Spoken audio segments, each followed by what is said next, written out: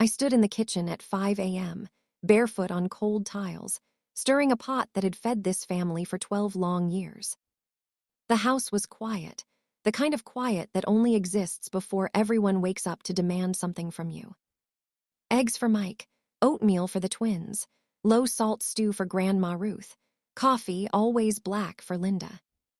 I knew every order by heart, because I was the family cook. Not by job title, by sacrifice. My name is Mary Collins, and for 12 years this kitchen owned my life.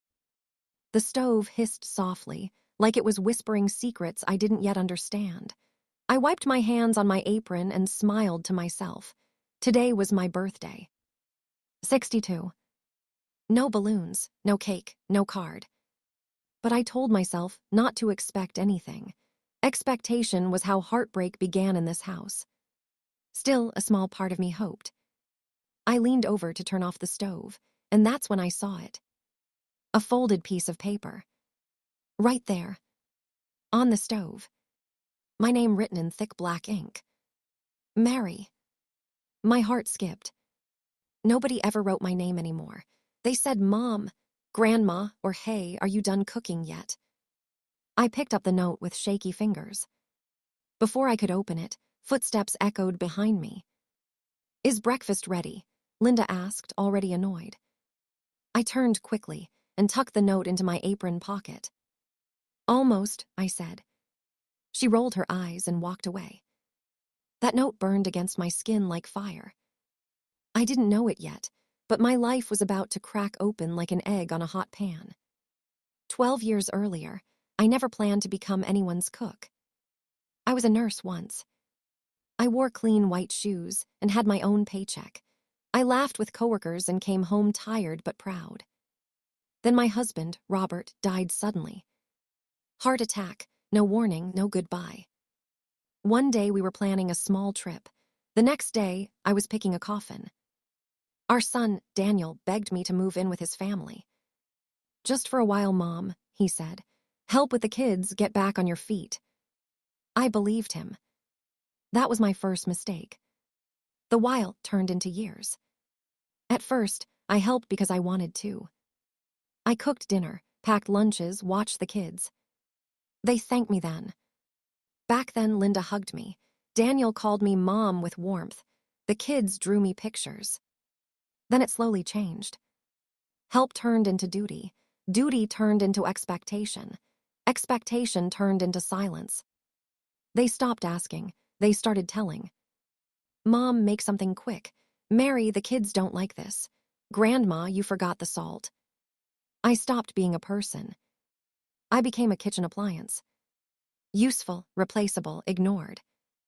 By year 5, I hadn't had a birthday cake in years. By year 8, I ate leftovers standing up. By year 12, I slept lighter than a cat, afraid someone would need water or food or something washed. Still, I stayed. Because love can make a woman foolish. Back in the present, breakfast ended the way it always did. Plates clattered, chairs scraped, no thank you. Mike, my grandson, glanced at me and said, Grandma, you forgot my extra bacon. I smiled weakly. I'll remember tomorrow. He shrugged like I didn't matter. Daniel grabbed his keys. Mom, we might be late tonight. Just make something easy. Just make something easy. 12 years of my life, summed up in 5 words. When the house finally emptied, I pulled out the note. My hands trembled. I unfolded it slowly. The handwriting was Linda's, not Daniel, either. It was neat, careful, firm. My eyes scanned the words, and my breath caught. Mary, you've been cooking for everyone but yourself for far too long. I sat down hard at the table. Who wrote this? I kept reading. You are not invisible. You are not a servant. And today, on your birthday, it's time you remembered who you are. Tears blurred my vision. Nobody knew it was my birthday. Nobody remembered. Except whoever wrote this. At the bottom was a time. Check the oven at 12 p.m. That was it. No name, no explanation. Just a command. And a promise. My heart pounded all morning. I burned toast, forgot the laundry, dropped a spoon twice.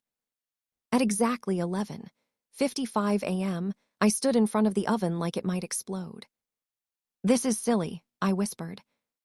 But my hands shook as I opened it. Inside was a small box. Not food. A box. Wrapped in brown paper. I pulled it out and placed it on the counter. The kitchen felt different. Heavy, quiet, waiting. I opened the box. Inside was an old photo. It was me. Young, smiling, standing in front of a hospital with my nurse badge on. Behind the photo was another note. "Before you became the family cook, you were someone else." My chest tightened. Who was doing this? And why now? I heard the front door open. Linda's voice filled the house. "Mary, did you forget to thaw the chicken?"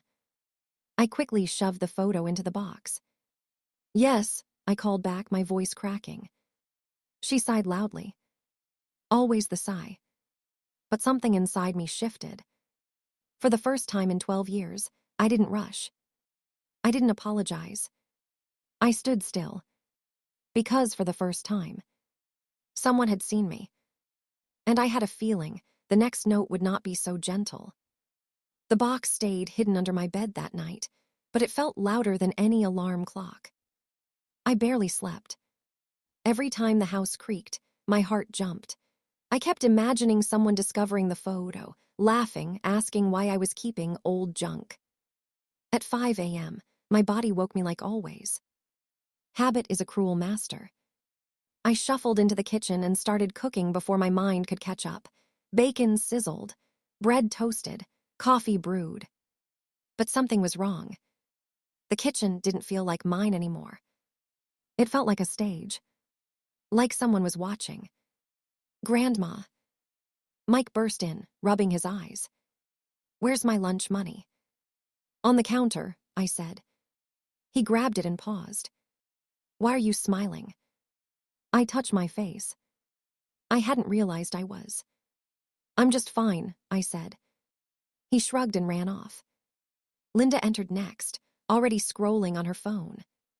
"You forgot to iron my blouse," she said without looking up. I opened my mouth, closed it, then said something I had never said before. "I didn't forget." She looked up sharply. "What?" "I didn't forget," I repeated calmly. "I just didn't do it." The silence was sharp. Her eyes narrowed. "Mary, I have a meeting." "I know." So you'll have to iron it yourself." Her mouth fell open. Daniel walked in just then. "What's going on?" Linda pointed at me like I was a broken appliance. "She's acting strange." Daniel laughed awkwardly. "Mom, are you okay?" I nodded. "I'm fine." They stared at me like I'd spoken another language. Finally, Daniel cleared his throat. "Okay, I'll iron it." Linda huffed and stormed off. My heart was pounding so hard, I thought it might burst. I had just said no. One word. But it felt like jumping off a cliff. The rest of the morning passed in a blur. I cleaned less. Sat more, thought constantly about the note. Who could have written it? Only 3 people lived here. And less. At noon, I went back to the oven. Nothing. At 3 p.m., the doorbell rang. I froze. Linda yelled from upstairs, "Mary, get the door." I walked slowly. On the porch stood a delivery man holding a small envelope. "For Mary Collins," he said. That was the second time in one day someone had said my full name. I signed with shaking hands. The envelope was thick. Inside was another note. And a key. Just a key. Silver, old. The note said, "Tonight, after everyone sleeps, open the drawer beneath the stove. Use the key." My breath caught. That drawer had been stuck for years. Nobody used it. I hadn't even tried opening it in a long time. Why would there be something inside? Dinner that night felt like a test. Linda complained the soup was bland. Mike wanted pizza. Daniel ate silently, scrolling on his phone. No one noticed I barely touched my food. At 10 p.m., the house finally went quiet. I waited. 11 p.m. Still awake. 11:30. I slipped out of bed and padded into the kitchen. The moonlight spilled across the floor, turning the tiles silver. I knelt in front of the stove. My hands shook as I slid the key into the drawer lock. It clicked. The drawer opened easily. Inside was a folder. Old, yellowed, with my name typed neatly on the front. My knees gave out. I sat on the floor and opened it. Documents spilled out. Legal papers, letters, receipts. And one envelope marked property. My heart stopped. I pulled out the papers and read the first page. It was a deed. A house. Small, paid in full. In my name. What? I whispered. I flipped through more pages. Bank statements. An account I didn't recognize. Balance, enough to live comfortably. My vision blurred. I clutched my chest. This couldn't be real. I dug deeper. At the bottom was a letter. Handwritten. Dated 12 years ago. The day after Robert died. My hands trembled as I read. Mary, if you're reading this, it means you've finally been given the truth you were denied. Denied. My breath came shallow. The letter continued. Robert loved you deeply. He planned for you carefully. He left behind a home and savings in your name, but someone interfered. My blood ran cold. Someone interfered. I read faster. Daniel came to me after the funeral. He said you were too emotional and would mismanage the money. He asked me to hold the documents until you were stable. Daniel. My son. My stomach twisted violently. The letter was signed by a name I hadn't heard in years. Thomas Reed. Robert's lawyer. The same man who disappeared after the funeral. My ears rang. I remembered asking Daniel back then. What about Robert's things? He had smiled sadly. Don't worry, Mom. I'll handle everything. And I believed him. I folded the letter and pressed it to my chest. The kitchen felt like it was spinning. 12 years. 12 years of cooking, cleaning, serving. While my life sat locked in a drawer beneath the stove. Footsteps creaked above me. I froze. The light flipped on. Linda stood in the doorway. What are you doing? She asked sharply. I looked up slowly. The folder lay open, the papers exposed. Her eyes fell on them, then widened. What is that? My voice came out calm, too calm. My life. She laughed nervously. Mary, this isn't funny. Daniel appeared behind her. What's going on? He saw the documents. His face drained of color. Mom, where did you get those? I stood up. My knees shook, but I stood. They were under the stove, I said, right where you hid them. Silence slammed into the room. Linda gasped. Daniel. He swallowed hard. Mom, let's talk about this. Talk, I repeated softly. We've had 12 years to talk. He stepped forward. You don't understand. I understand perfectly, I said. I was never broke. I was never helpless. Linda grabbed his arm. You said she had nothing. He avoided her eyes. I was protecting her. I laughed. It came out sharp and broken. You protected yourself. My heart ached, but something stronger rose beneath it. Anger. Clarity. Freedom. I'm leaving, I said. Linda scoffed. Where would you go? I held up the deed. To my house. Daniel reached for me. Mom, please. I stepped back. For 12 years, you watched me disappear, I said. Now it's your turn to watch me walk away. I gathered the folder and turned toward the hallway. But just as I reached the door, the phone rang. Daniel answered it automatically. His face changed as he listened. "What?" he whispered. Then louder. "That's impossible." He slowly turned to me. "Mom, the lawyer, Thomas Reed." My heart pounded. "What about him?" Daniel swallowed. "He's coming here, tonight." I stopped walking. The suspense tightened like a rope. Because whatever Thomas Reed was bringing with him, I knew it would change everything again. The house felt smaller after Daniel said that name. Thomas Reed. The air grew thick, like the walls were listening. Linda sank into a chair, clutching her phone. "Why would he come now?" she asked, her voice shaking. "After all these years." Daniel didn't answer. He just stared at me. "Did you contact him?" he asked quietly. I shook my head. I didn't even know where he was. The doorbell rang. Linda screamed. I didn't jump. For the first time in 12 years, fear didn't own me. I walked to the door myself. When I opened it, an elderly man stood there, tall and straight despite his age. His hair was silver. His eyes were sharp.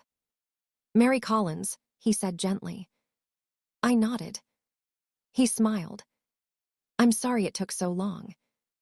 Daniel rushed forward. "Mr. Reed." The man raised a hand. "Not now, Daniel."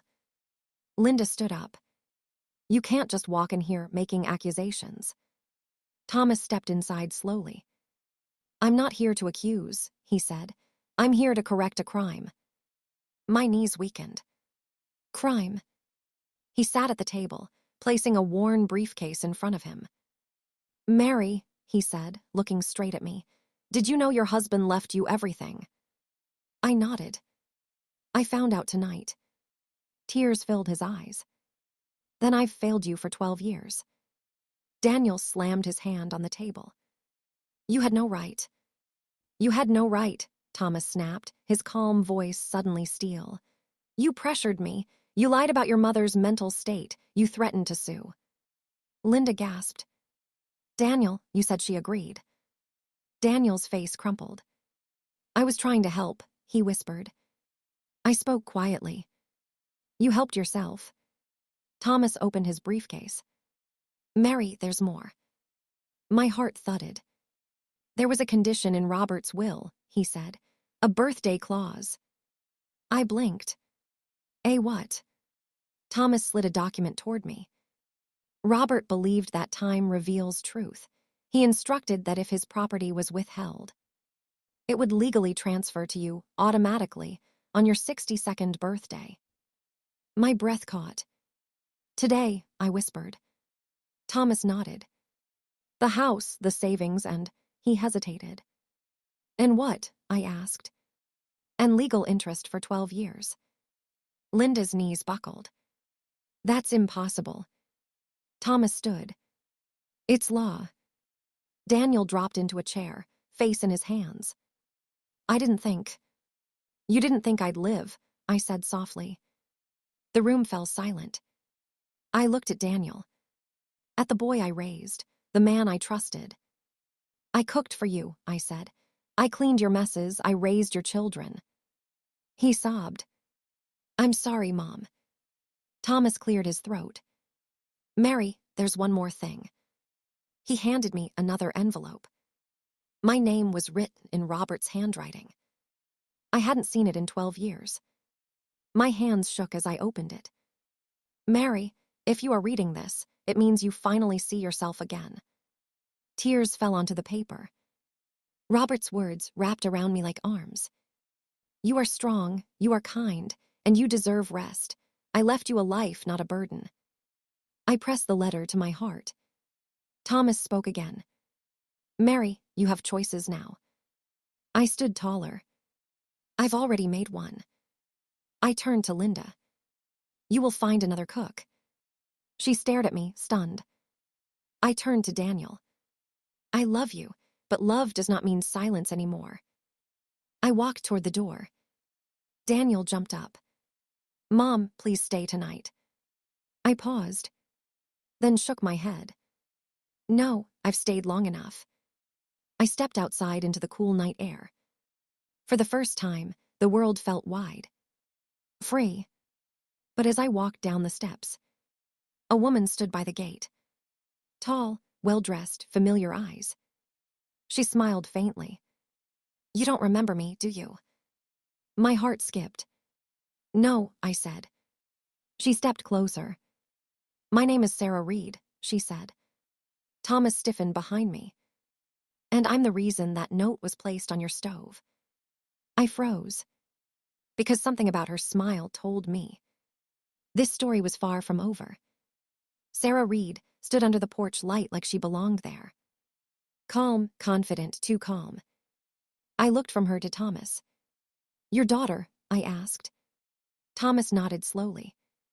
She is. Linda pushed past us to the doorway. What is going on? She demanded. Why are there secrets everywhere? Sarah smiled politely. Because some truths need the right moment. I didn't like the sound of that. Not at all. I crossed my arms. You left notes in my kitchen, I said. You unlocked my life without asking. Why? Sarah met my eyes.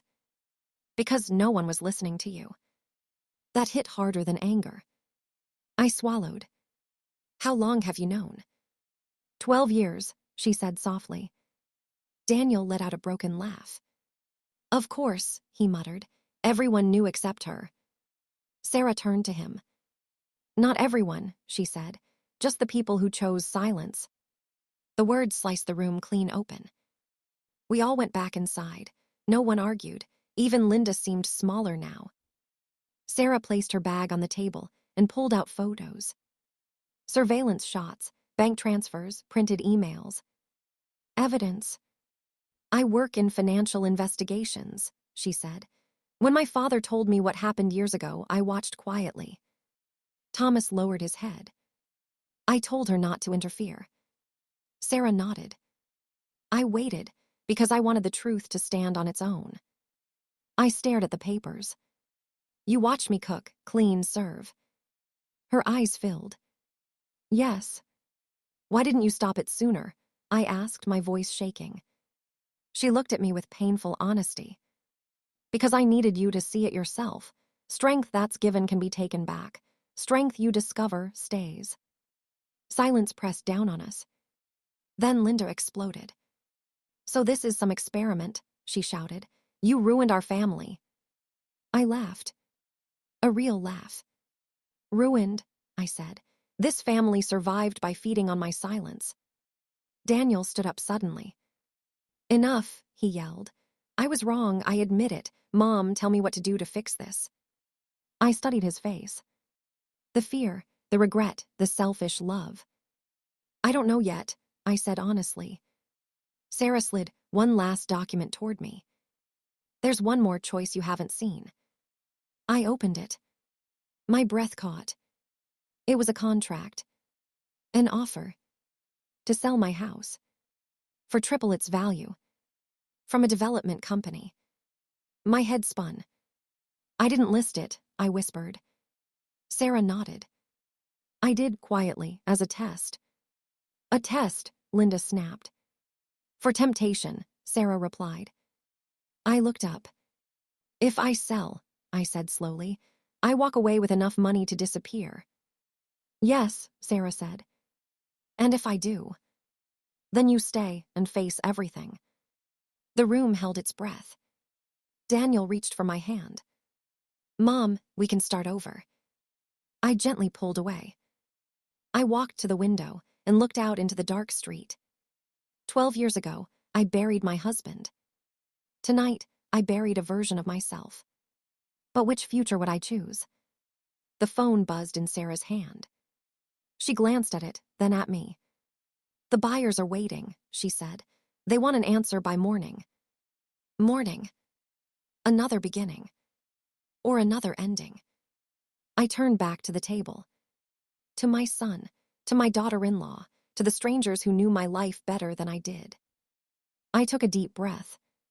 And for the first time, I didn't know what I would say next. Morning came quietly. No alarms, no shouting, no orders from the kitchen. I woke up in the guest room, sunlight touching my face like a gentle hand. For the first time in 12 years, I hadn't cooked breakfast. The house was silent. I dressed slowly, choosing my old blue sweater, the one Robert once said made me look strong. When I walked into the kitchen, everyone was already there. Daniel sat at the table, eyes red from crying. Linda stood near the sink, stiff and unsure. Sarah and Thomas waited quietly by the window.